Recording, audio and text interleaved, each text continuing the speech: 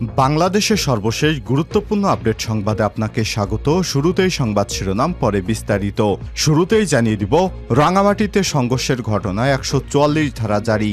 রাঙামাটিতে পাহাড়ি এবং বাঙালিদের সংঘর্ষের ঘটনা ঘটেছে। এতে পরিস্থিতি নিয়ন্ত্রণের বাইরে চলে যায়। পৌর এলাকায় ১৪৪ ধারা জারি করেছে জেলা প্রশাসক মোহাম্মদ আশরাফ হোসেন খান। বিষয়টি নিশ্চিত করেছেন। এ বিষয়ে গুরুত্বপূর্ণ সংবাদ জানাবো, বন্ধুরা সঙ্গেই থাকুন। এরপর জানিয়ে দিব, নড়াইলে বিএনপির অফিস ভাঙচুর, গুলিবিদ্ধ সহ আহত ২।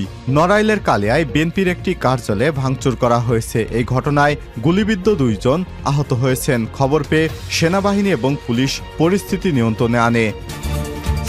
এদিকে আওয়ামী লীগের সঙ্গে কোনো আলোচনা নয় বললেন অন্তর্বর্তীকালীন সরকারের আইন বিষয়ক উপদেষ্টা আসিফ নজরুল। সংস্কারের বিষয়ে আওয়ামী লীগ ছাড়া সব রাজনৈতিক দলের সঙ্গে আলোচনা করবে অন্তর্বর্তীকালীন সরকার, বলেছেন আইন উপদেষ্টা আসিফ নজরুল।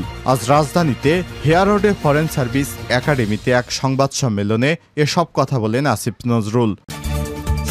জানিয়ে দিব, হত্যা মামলায় সাবেক ছাত্রলীগ নেতা শাহ আলী গ্রেপ্তার। বৈষম্যবিরোধী ছাত্র আন্দোলনে শহীদ রিয়াজ হোসেন হত্যা মামলায় ১৯৬ নম্বর আসামি এবং সাবেক ছাত্রলীগ নেতা শাহ আলীকে গ্রেপ্তার করেছে র্যাব। পরে আদালতের মাধ্যমে আসামিকে কারাগারে পাঠানো হয়েছে। এদিকে বৃষ্টি হবে কবে জানালো আবহাওয়া অফিস। তাপপ্রবাহ বয়ে যাচ্ছে দেশের বিভিন্ন অঞ্চলেতে। তীব্র গরমে জনজীবন হাঁসফাঁস অবস্থা। এমন অবস্থায় সুখবর দিয়েছে আবহাওয়া অফিস। শুক্রবার ২০ সেপ্টেম্বর সকালে পরবর্তী ৭২ ঘন্টার জন্য দেয়া পূর্বাভাসের সুখবর দিয়েছে আবহাওয়া অফিস। পূর্বাভাসে বলা হয়েছে, সকাল ৯টা থেকে খুলনা, বরিশাল, চট্টগ্রাম বিভাগের কিছু কিছু জায়গায় এবং রংপুর, রাজশাহী, ঢাকা, ময়মনসিংহ ও সিলেট বিভাগের ২-১ জায়গায় অস্থায়ী দমকা হাওয়া সহ হালকা থেকে মাঝারি ধরনের বৃষ্টি অথবা বজ্রসহ বৃষ্টি হতে পারে।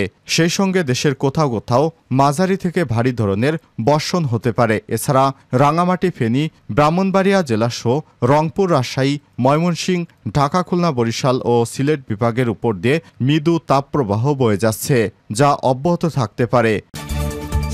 এবং সর্বশেষ জানিয়ে দিব, আইন নিজের হাতে তুলে নিলে কঠোর ব্যবস্থা গ্রহণ করা হবে, বলছে পুলিশ সদর দপ্তর।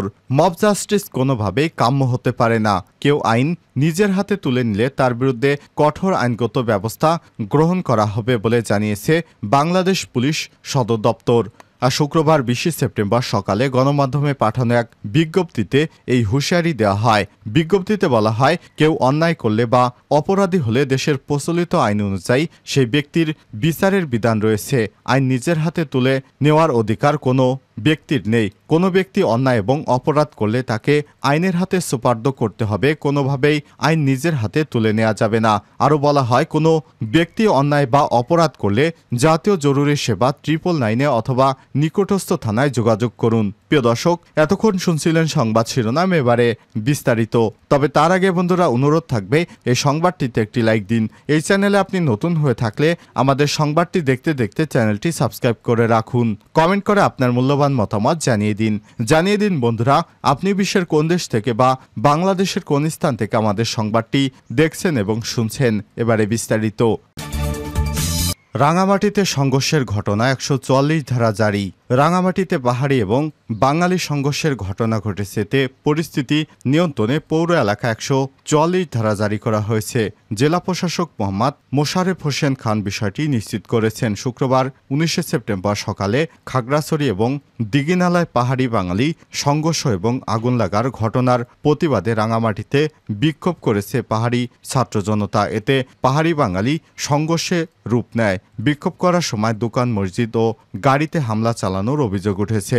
পরে কনরূপা এলাকার ব্যবসায়ী এবং স্থানীয়রা বিক্ষোভকারীদের ধাওয়া দেয়। এতে সংঘর্ষ বাধে। এ সময় শহরের বিভিন্ন স্থানে দুই পক্ষের পাহাড়ি এবং বাঙালি ব্যবসা প্রতিষ্ঠানে আগুন দেওয়ার খবর পাওয়া গেছে। এতে দুই পক্ষের বেশ কয়েকজন আহত হয়েছে। রাঙামাটি কোতোয়ালি থানার ওসি মোহাম্মদ আলী তিনি জানিয়েছেন, সকালে বিক্ষোভ থেকে বনরূপা বাজারে হামলা করে পাহাড়িরা। পরে বাঙালিরা প্রতিরোধ গড়ে তোলার চেষ্টা করলে সংঘর্ষে রূপ নেয়। পরে সেনাবাহিনী এসে পরিস্থিতি নিয়ন্ত্রণে আনে। তিনি আরও আরও জানান, পরিস্থিতি নিয়ন্ত্রণে রাঙামাটি পৌর এলাকায় 144 ধারা জারি করা হয়েছে। প্রসঙ্গত, গত বুধবার মামুন নামের এক যুবককে চুরির অভিযোগে খাগড়াছড়ি সদরের পানখাইপাড়া পিটে হত্যার ঘটনার বিচারের দাবিতে গতকাল দিঘিনালায় বিক্ষোভ এবং সংঘর্ষের ঘটনা ঘটে। এ সময় দুর্বৃত্তরা 80টির মতো দোকান এবং বসতবাড়িতে আগুন ধরিয়ে দেয়। এর জেরে জেলার বিভিন্ন স্থানে বিক্ষোভ ছড়িয়ে পড়েছে। নড়াইলে বিএনপির অফিস ভাঙচুর, গুলিবিদ্ধ সহ আহত 2। নড়াইলের কালিয়ায় বিএনপির একটি কার্যালয় ভাঙচুর করা হয়েছে। এই ঘটনায় গুলিবিদ্ধ 2 জন আহত হয়েছেন। খবর পেয়ে সেনাবাহিনী এবং পুলিশ পরিস্থিতি নিয়ন্ত্রণে আনে। বৃহস্পতিবার 19 সেপ্টেম্বর সন্ধ্যা 7টার দিকে উপজেলার পুরুলিয়া ইউনিয়নের বুড়িখালী বাজার স্থানীয় আধিপত্য নিয়ে সংঘর্ষের ঘটনা ঘটে। এই ঘটনায় মোহাম্মদ আমিনুর গাজী 37 গুলিবিদ্ধ এবং হেকমত শেখ 36 নামে একজন টেটাবিদ্ধ হয়েছেন। স্থানীয়রা আহতদের উদ্ধার করে প্রথমে নড়াইল সদর হাসপাতালে নিয়ে আসেন। পরে তাদের অবস্থার অবনতি হলে প্রাথমিক চিকিৎসা প্রদান করে যশোর মেডিকেল হাসপাতালে পাঠানো হয়। এই ঘটনার মামলার প্রস্তুতি চলছে বলেও বিশ্বস্ত সূত্র থেকে জানা গেছে। ভুক্তভোগী এবং তার স্বজনেরা জানিয়েছেন, স্থানীয় আধিপত্য বিস্তার নিয়ে বিএনপির সমর্থিত আকবর শেখ এবং আওয়ামী লীগ সমর্থিত জালাল খান ওরফে ধলা মেম্বারের মধ্যে দীর্ঘদিন ধরে দ্বন্দ্ব চলে আসছিল। বৃহস্পতিবার আকবর শেখ বুড়িখালী বাজারে বিএনপির অফিসে দলীয় কর্মীদের নিয়ে মিটিং করছিলেন। মিটিং শেষে সন্ধ্যার পরে বের হলে জালাল খানের সন্ত্রাসী বাহিনী আগ্নেয়াস্ত্র এবং ধারালো অস্ত্র দিয়ে হামলা চালায়। এতে মোহাম্মদ আমিনুর গাজী এবং হেকমত শেখ আহত হন। এই ঘটনায় বুড়িখালী বিএনপির অফিস সহ 4-5টি দোকান ভাঙচুর করা হয়। সদর হাসপাতালে জরুরি বিভাগে কর্মরত ডাক্তার শরীফ মোহাম্মদ হাসান বলেছেন, একজনের হাতে টেটাবিদ্ধ হয়েছে, অপরজন গুলিবিদ্ধ হয়েছেন কিনা তা এক্স-রে রিপোর্ট ছাড়া বলা যাচ্ছে না। এই ঘটনায় কালিয়া থানার ওসি খন্দকার শামীম উদ্দিন বলেছেন, এই ঘটনার সঙ্গে যারা জড়িত তাদের আইনের আওতায় আনা হবে। আওয়ামী লীগের সঙ্গে আলোচনা নয়, আসিফ নজরুল।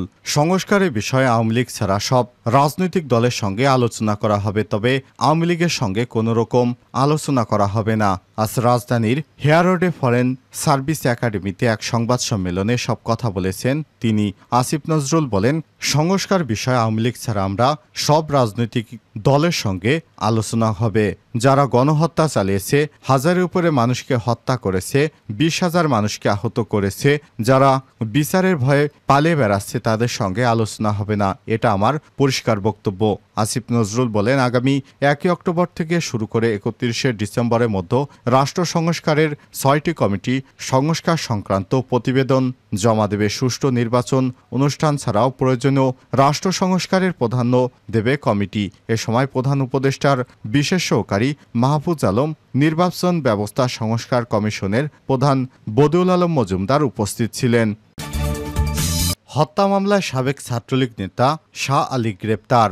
বৈষম্যবিরোধী ছাত্র আন্দোলনে শহীদ রিয়াজ হোসেন হত্যা মামলায় 196 নম্বর আসামি এবং সাবেক ছাত্রলীগ নেতা শাহ আলীকে গ্রেপ্তার করেছে র্যাব। পরে আদালতের মাধ্যমে আসামিকে কারাগারে পাঠানো হয়েছে। বৃহস্পতিবার 19 সেপ্টেম্বর আসামির নিজ বাড়ি রোহিতপুর ইউনিয়নের সোনাকান্দা গ্রাম থেকে তাকে গ্রেপ্তার করে র্যাবের একটি দল। কেরানীগঞ্জের মডেল থানার ওসি মোহাম্মদ সোরাব আল হোসাইন কালবেলাকে বিষয়টি নিশ্চিত করেছেন। গ্রেপ্তার শাহ আলী মা রাফিজা বেগম বলেন, সকাল 10টার দিকে র্যাবের একটি দল আমার ছেলেকে গ্রেপ্তার করে নিয়ে যায়। আমার ছেলে নির্দোষ। যে মামলায় আমার ছেলেকে গ্রেপ্তার করেছে সে মামলার এজাহার সঠিক নয়। এখানে নিহতের মা বাবার দাবি তার ছেলে র্যাবের গুলিতে মারা গেছে। সে মামলায় আমার ছেলেকে কিভাবে গ্রেপ্তার করে? আমি স্বামী হারিয়েছি, এক ছেলে হারিয়েছি রাজনৈতিক কারণে। আমি আমার এই ছেলেকে হারাতে চাই না, আমি আমার ছেলের মুক্তি চাই। কেরানীগঞ্জ মডেল থানার তদন্ত কর্মকর্তা খালেদুর রহমান বলেছেন, আসামি শাহ আলীকে বৈষম্য বিরোধী ছাত্র আন্দোলনে শহীদ রিয়াজ হোসেন হত্যা মামলায় র্যাব গ্রেপ্তার করে থানায় হস্তান্তর করে আদালতের মাধ্যমে আসামিকে কারাগারে প্রেরণ করা হয়েছে।